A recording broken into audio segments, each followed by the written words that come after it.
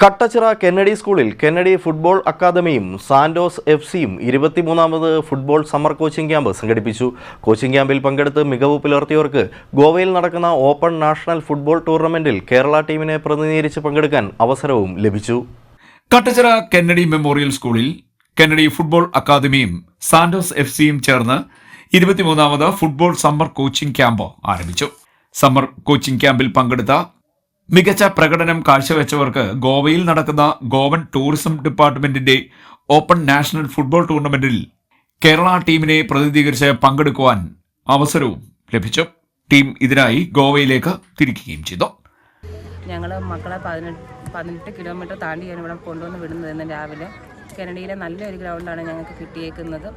സാറിൻ്റെ നല്ല കോച്ചിങ്ങും ഡിസിപ്ലിനും ഒക്കെയാണ് ഞങ്ങൾ മക്കളെ ഇത്രയും നല്ല രീതിയിൽ മുന്നോട്ട് കൊണ്ടുപോയിക്കൊണ്ടിരിക്കുന്നത്. ഒരുപാട് ടൂർണമെൻറ്റും മറ്റു കാര്യങ്ങളും ഞങ്ങൾക്ക് ഇവിടെ സാറ് ചെയ്തു തരുന്നുണ്ട്. അതുപോലെ ഞങ്ങൾ ഈ വട്ടം മക്കളെയും കൊണ്ട് ഗോവയിലാണ് ടൂർണമെൻറ്റിന് പോകുന്നത്.